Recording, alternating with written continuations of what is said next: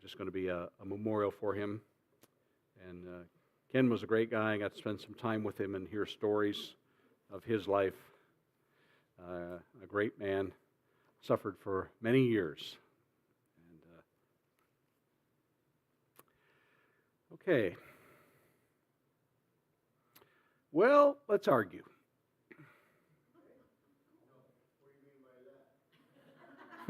What do you want it to mean? Yeah. Now the reality. All this flowery stuff about the marriage. Now we come to the reality. Now we're going to be in Acts chapter 15, starting there. And last week we talked in class about the disagreement that the church had over some of those who were, in some places, depending on the translation, they were called Judaizers, but people that were of the Jews who were converted over to Christ, but still held the belief that part of becoming a Christian, and to them a large part, was observing the law of Moses, in which they said, well, you've got to become circumcised. And of course, if you're going to observe circumcision, then you've got to observe the rest of the law. So they gathered together. And their disagreement was over doctrine. What we're going to talk about with Paul and Barnabas was not doctrine, but it was a difference of opinion. And so when we talk about things that are of a difference of opinion, that gives us carte blanche to argue then, right? Anybody here ever had an argument with someone else? Anybody not had an argument? And I've heard, and we'll drop back a little bit to the marriage issue, I've heard couples that say that they don't argue in their marriage. They never have argued.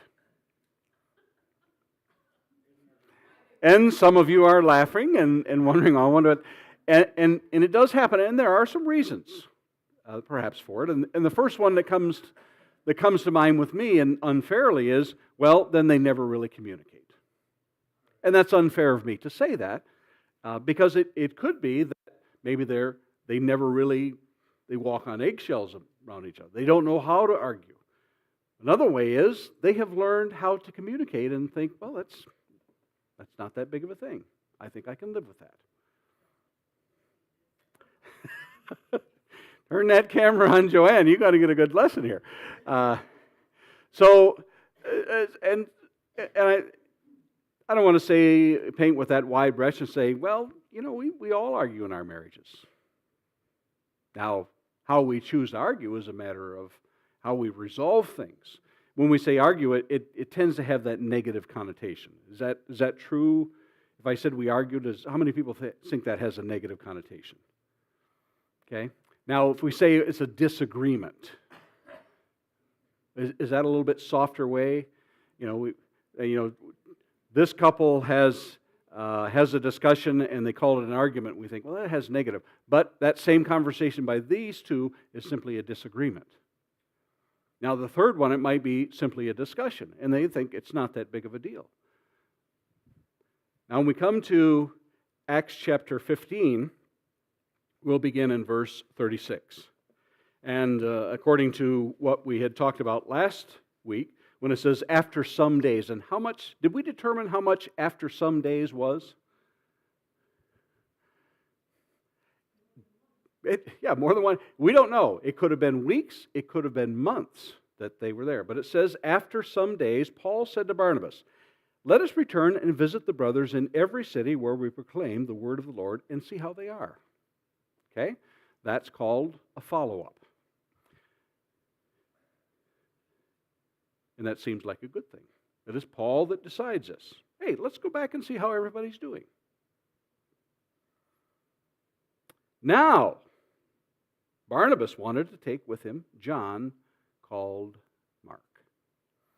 And in some places he's called John Mark, in most places he's simply called Mark. And we find Mark in several places in Paul's writings, and also in the Gospels.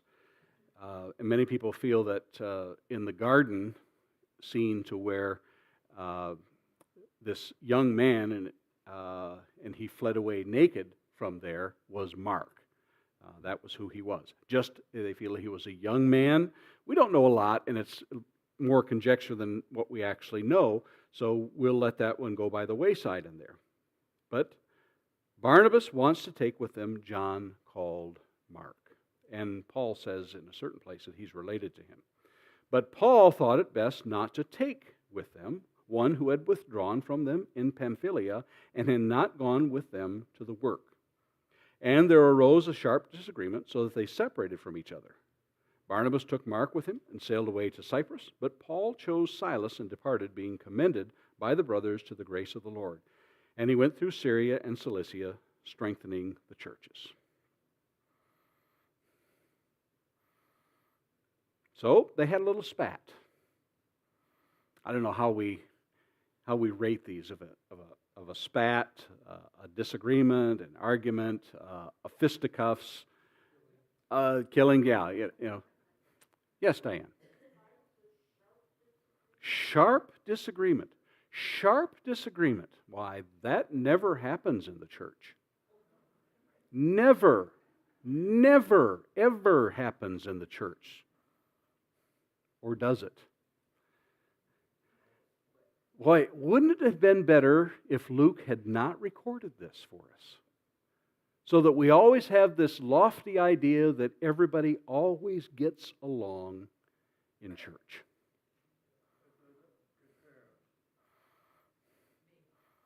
Yeah.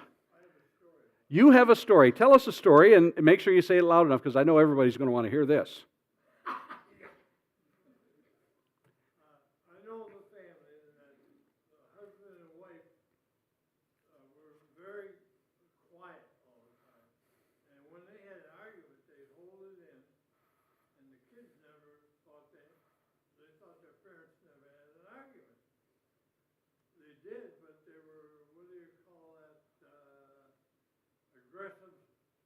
Passive aggressive? Passive aggressive. Uh-huh. Later on, when one of the children was married, they started having some disagreements, the two young people. And the boy who was from these parents thought, uh-oh, this marriage is no good, we're arguing. And he divorced her. Because he thought if you had an argument, that was the end of the marriage. He never saw his parents, what they really were doing. We have an influence on our children both ways, either way. Yeah. I've heard that parents have a great influence on their children. I've heard rumors of that. And that's a good point to make, and I think it's applicable to here. Yes, because if this had not been included, and who knows how many times that they had disagreements, and it isn't recorded for us, but this is here for our benefit. And we think, well, there's a saying we have, there's chinks in the armor. And when they say there's chinks in the armor, it's little gaps in there, and if someone shoots between that, you get hit with it. Well, it seems to me there's problems here that they have. Now we'll break this down, and if we have areas of conflict resolution. Anybody ever taken classes on conflict resolution? There was a sign that said this week's class on conflict resolution has been postponed for repairs. The classroom was closed for repairs. I'm not sure what exactly happened there, but so as we look at ways to resolve conflicts, and there are many different ways that you can do it, but the best way is to at least express what it is, and here we have that it tells us that Barnabas wanted to take with them John called Mark, and it explained to us that everything that we need to know is told. But Paul thought it best not to take with them one who had withdrawn from them in Pamphylia and not gone with them to the work. And we go back to Paul's first missionary journey, and as they come from Cyprus, which is an island out in the Mediterranean, they come up to the mainland, and they come to Pamphylia, and John Mark goes back to Jerusalem. Now, Why did John Mark go back to Jerusalem? It doesn't say, does it? Doesn't say. It doesn't tell us that he was too young for the work. It doesn't say that he was homesick for mom and dad. It doesn't tell us anything. All it tells us is that he didn't go on with them to the work, that he went back to Jerusalem. And that meant something to Paul, in which he says, but Paul thought it best not to take with them one who had withdrawn from them in Pamphylia and had not gone on with them in the work. Now we're going to take a little straw poll here. How many of you think that Barnabas was right? How many of you think Paul was right? How many of you think they were both right? Okay, we have some hands that weren't raised. It is difficult in matters of, and how many of us agree that this is a matter of opinion, not doctrine? The color to paint these walls is not a matter of doctrine. It's a matter of opinion and expedience and whoever chooses that. It's not that important. It's not the end of the world if you don't get your color that you want. Or is it? Because for some people it is. But there's something that goes on here, and we think, well, this broke up their relationship.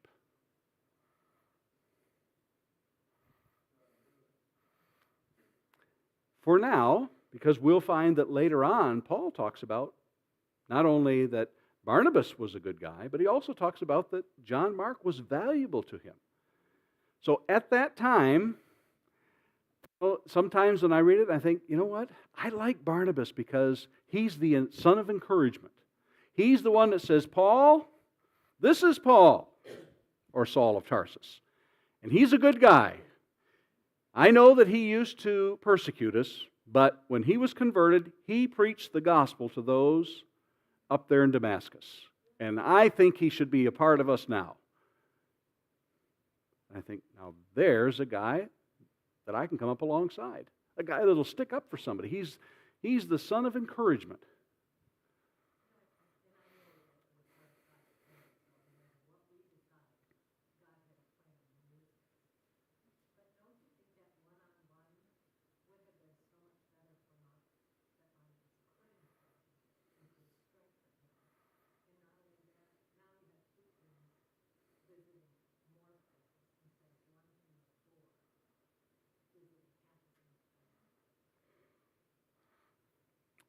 Barnabas can work with John Mark one-on-one. How many of you are in agreement with that? Sound like a good plan. Okay. That's what Janine said. I'm going to go along with it. Maybe it was that he needed a little bit more maturing in this. And we think, well, it was a good thing that they split up. And we don't like to think that, do we? We like to think that, come on, you guys, you can overcome this. You can work this out together. But that's not the reality in life, is it? And we see this far too often. What we see far too often is that people disagree and one or both walk away from the church. Well, they don't speak to each other. That's not all bad. No, you didn't hear me say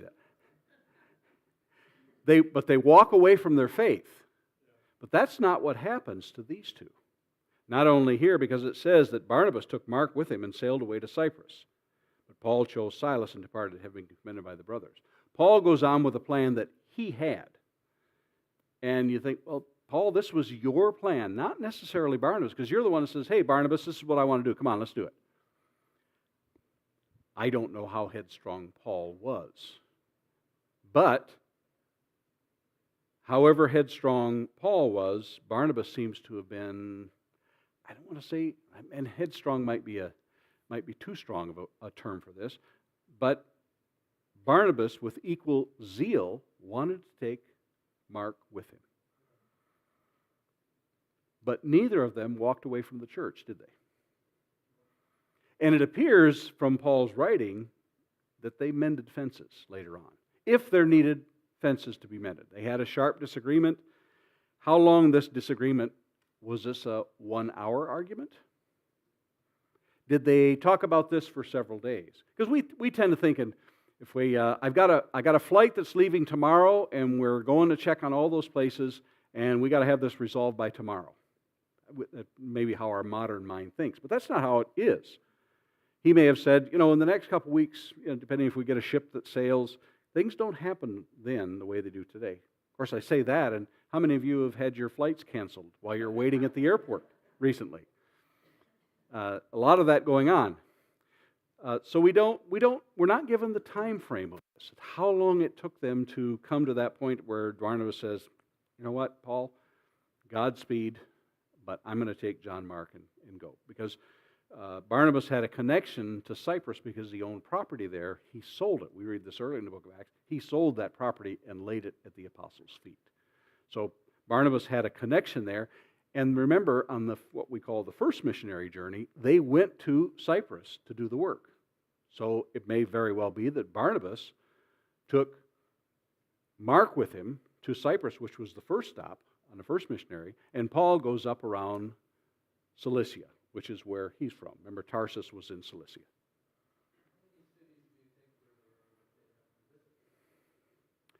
Well, we have a list of them earlier, and that's just hitting the high points. How many are there? I have how many do you think? I would say that's reasonable. Because some of those spots, he says, they went through the region. That doesn't mean that they just passed right on through all of Grand Traverse County and went, what's the next one to the south of us? What Grand Traverse County, what's the one south of us? Wexford County, okay. It doesn't mean that he went all the way from Antrim, just passed through and didn't do anything in Grand Traverse and went on to Antrim. But it says it went through the region. So who knows how many dozens, plural, it may have been that he stopped at. And it's obvious from the letters that Paul wrote that he stopped at more places, because he'll talk about he wrote a letter to the churches in Galatia. Now, how many churches are in Galatia? There's a lot of them. We don't know. We don't know how many there are.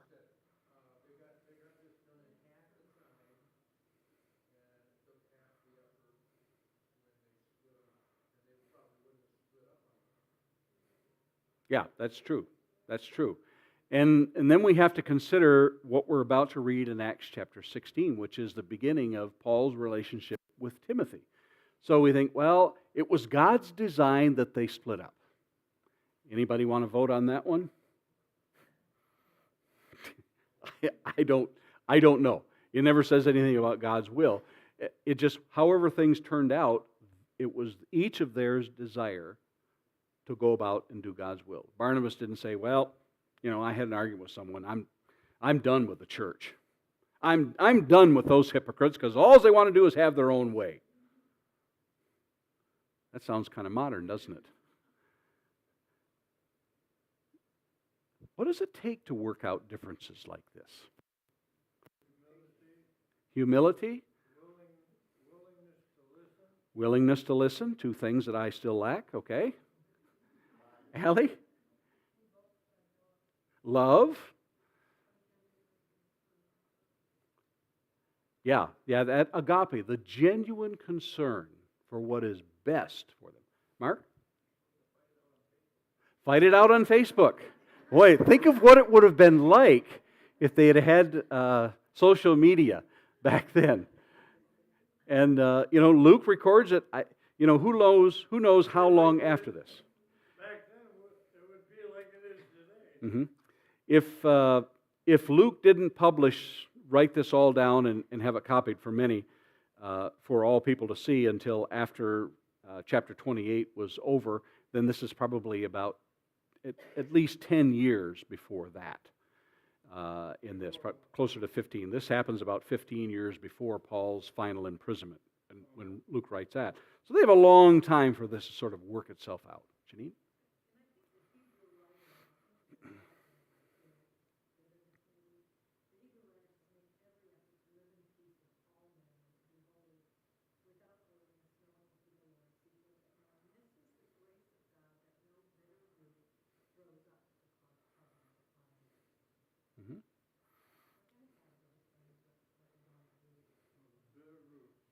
Bitter roots. And let's relate that to modern times. Let's sort of take that as a blanket and say that somewhere along the line, if we begin our journey over here, which says we have a disagreement,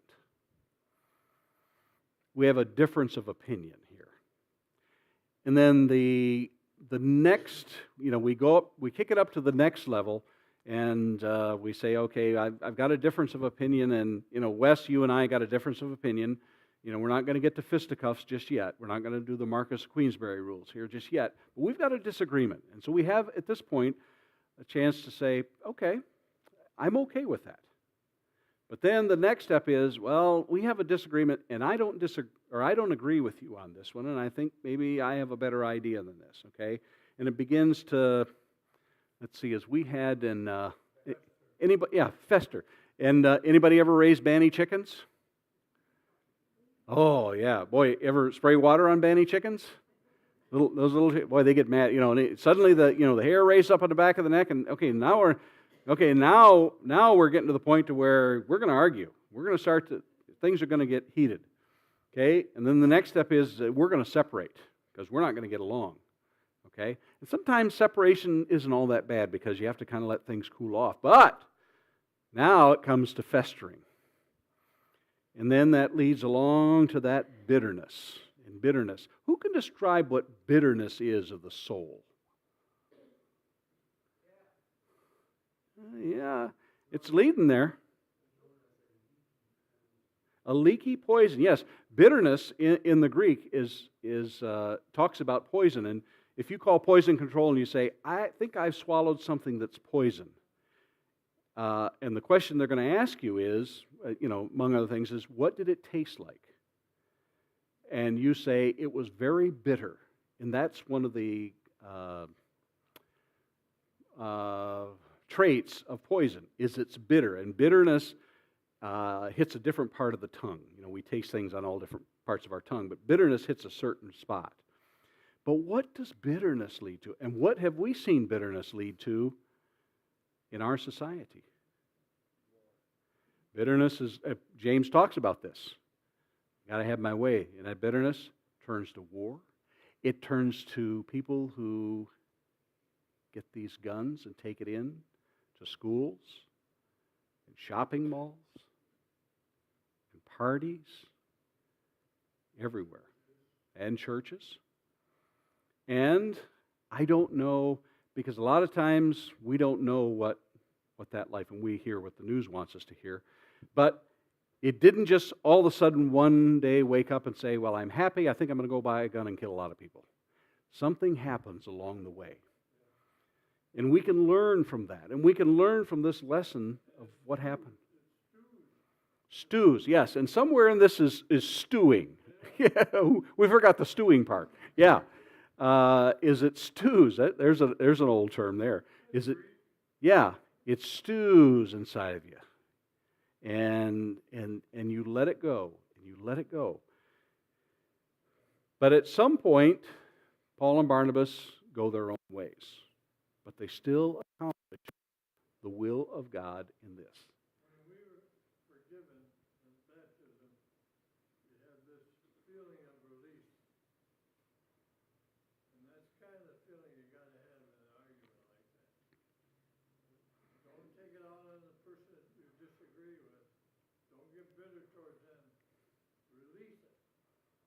And you can feel it yourself releasing it. Get rid of it. And then you don't become bitter. Mm-hmm. Yeah, and we don't read anywhere of Paul bad-mouthing Barnabas, do we? As they go through this second, what we call the second missionary journey, Paul never says, I'm sure glad we didn't take Barnabas. Isn't it? Says we could have never done this with Barnabas. And John Mark, he'd have ruined the whole thing for us. We never read of that, do we? Now, I don't know what Paul thought. Anybody think that once Paul went on the missionary journey, he never thought about that conversation he had with Barnabas? Probably prayed a lot about it. Yeah. I can see that happening. That Paul desired, especially when he's going to write that letter to the church at Corinth, that 13th, where it talks about, what does he talk about in 13th chapter? But also Love. he would know what bitterness was Yeah. through his experience when he was persecuting the church. Hmm. That was from a deep bitterness towards those who would not obey the law. No love, just you don't obey that law, I'm going to kill you. I'll put you in jail. Yeah. And in the book of Romans, Paul talks about those people that were of Israel, that were what he calls his brothers. He says, boy, and I'd be willing to give myself if only they would obey.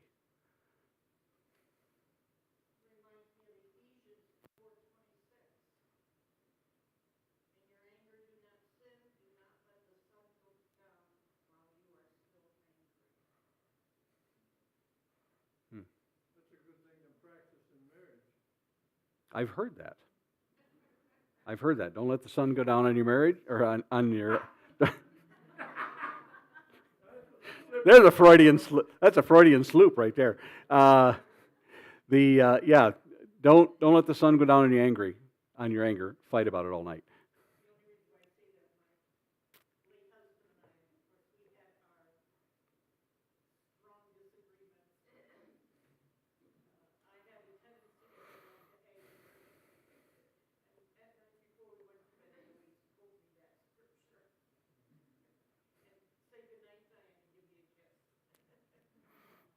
Yeah. Yeah, as we look at it, well, it would have been so easy if they had just done this. As I look at that in Acts chapter 5, why couldn't they work this out? Why couldn't those two people who were both full of the Holy Spirit, who both had the desire of the church, why couldn't they work it out? And that'll be one of those mysteries that we have. And so the next question I have to ask myself is, why don't I work things out more with people? Why don't I get along? Why am I so cantankerous with people? Why do I always have to have my way? Why am I always so headstrong? Janine, answer that one for me.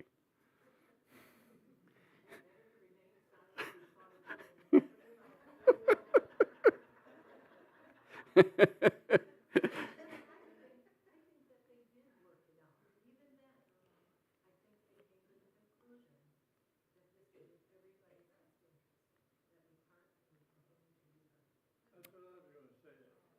I think, yeah, they worked it out. Yeah, and that's all we can conclude from this, because we aren't given a lot of information, but it appears that they did somehow work it out.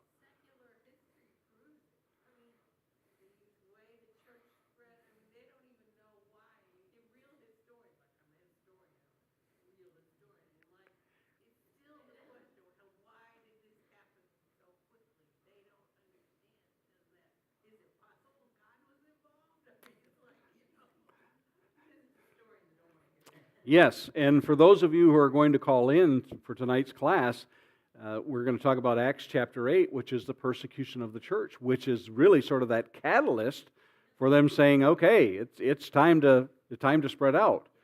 And not everybody agrees that the persecution was what God wanted. And you can take that and run with it either way you want. But it's the result. You look at the result and say, okay, as a result of this, as a result of Paul, as a result of the persecution in Acts chapter 8, the church kept on spreading. But they didn't walk away from their faith, and they didn't quit the church. And how many times does it happen when we have arguments and we disagree about how things got to be done? They've got to be done this way. Or I'm quitting, I'm taking my marbles and going home. And isn't that the way it happens? Yes, and I'm taking a bunch of people with me, and you guys are going to be sorry that you stepped on my toes.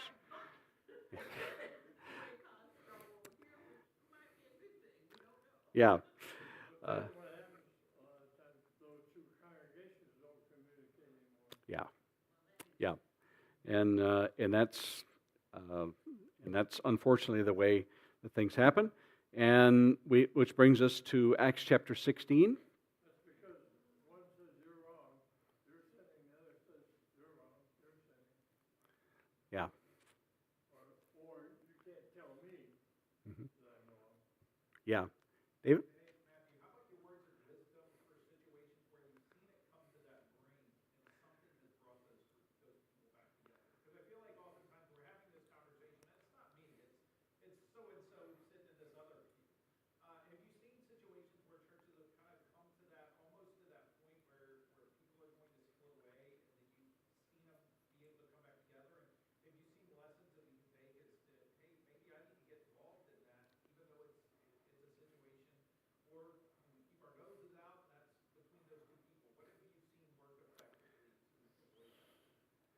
This congregation right here is a result of that. At one time, long before most people were here, and there might be still a couple here that were here, and George Chisholm tells the story that when he and Mary first moved here, there were two congregations that were meeting. Not because this city was so big that one building couldn't handle it all, but they'd had an argument over a doctrinal issue, marriage, divorce, and remarriage. So they decided they're going to meet in different places. And George said, well, this can't be good. This can't be good.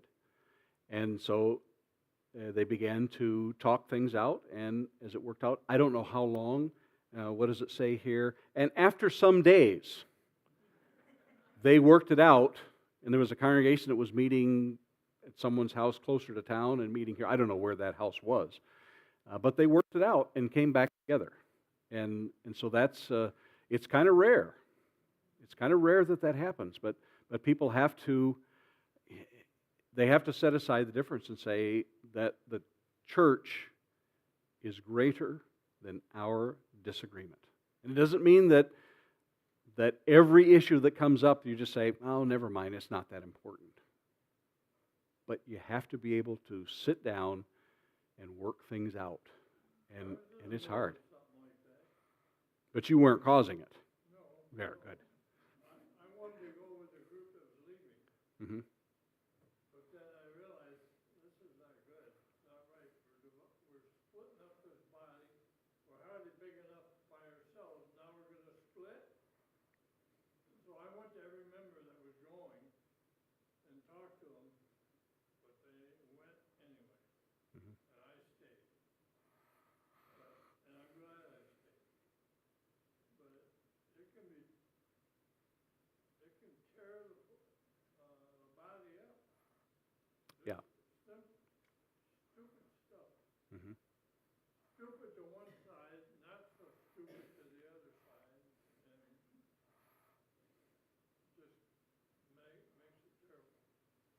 Kim?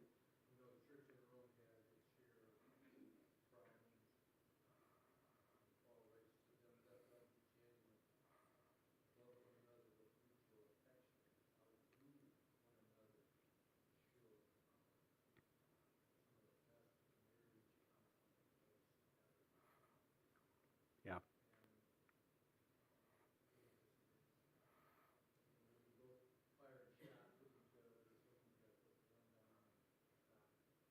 Yeah. Yeah. And it's just that easy. In my case, Ouch, I just bit my tongue. I could have gone and met with either group afterwards. But they would not, and they accepted me, both sides accepted me, but they wouldn't accept each other. Yeah. And I think it was because I went to them. I don't know if that's the reason, but it seemed odd to me that they would accept me but not the rest of the members. Yeah.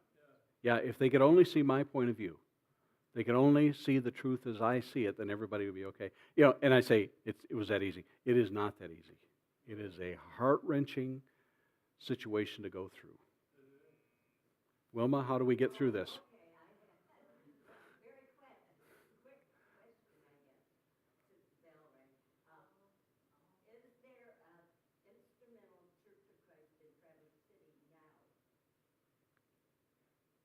Yes, I believe there is.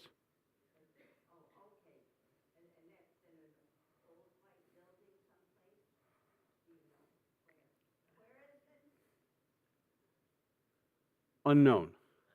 Unknown.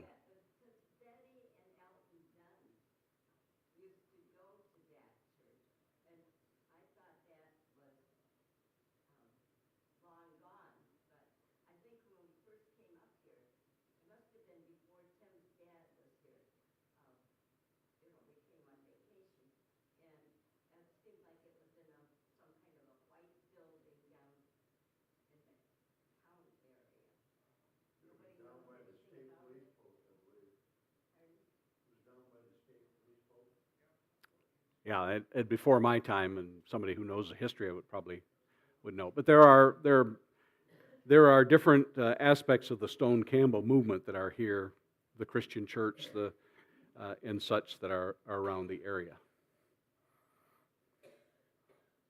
And oh, you just wondered. Yeah. No, that was a different issue. Yeah. Yeah. How?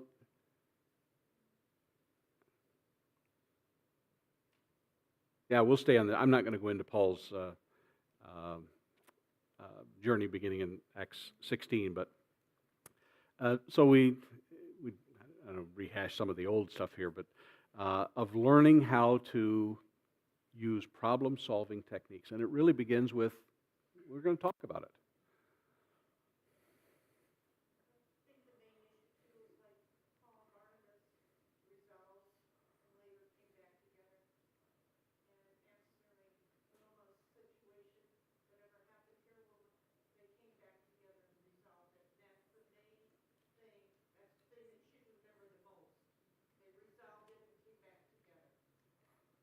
Yeah, because Verse 40 says, but Paul chose Silas instead of believers, commending him to the grace of the Lord.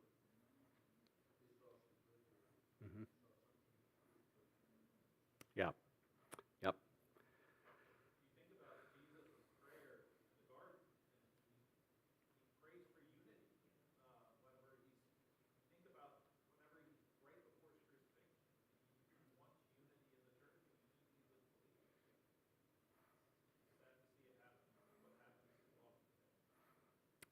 yes, absolutely, and uh, that has been one of the rallying cries. Is why can't we have unity? And sometimes we have to get past ourselves in being able to find unity amongst us and saying, well, I want to do things my way. And I think I have the best way to do it.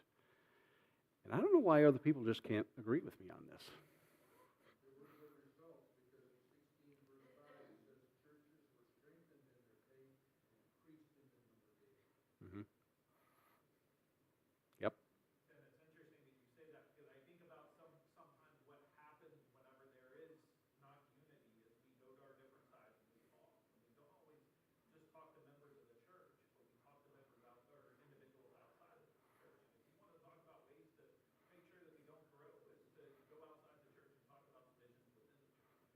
Yeah.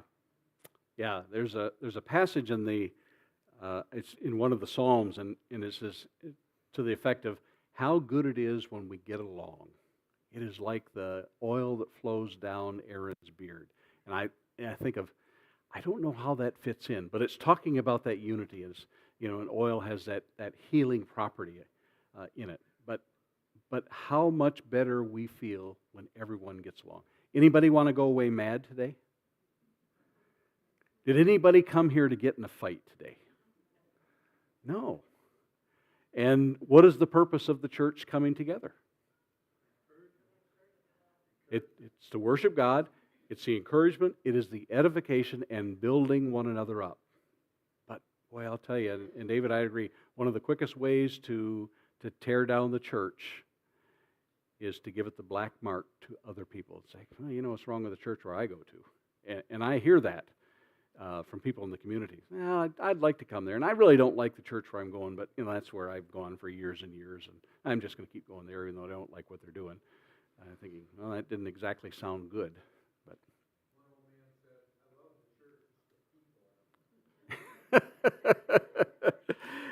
and yeah, that's sometimes a sad commentary, but to be able to overlook, and I know that you people have overlooked an awful lot of my bad traits, and I really appreciate it.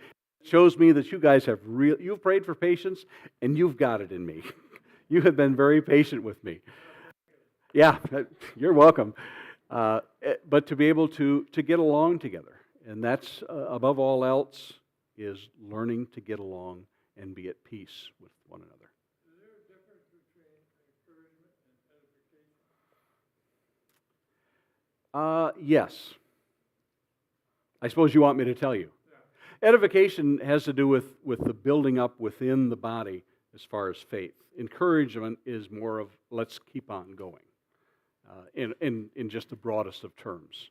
Edification, I think, refers mainly more so to building one another in the faith, the teaching of faith, the things that we do together in that.